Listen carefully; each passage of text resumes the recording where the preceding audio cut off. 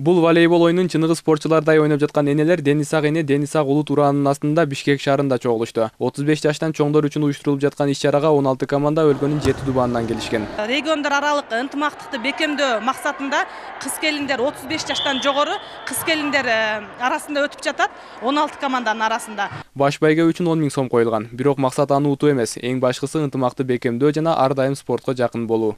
Андан сырткары бул оюндарда жаңы жылдын алды болуп калып атат.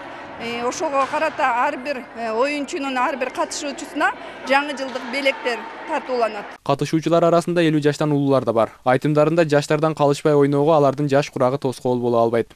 Бүгүнкү машыгуурда 35 плюстан баштаган айымдар ойноп атат.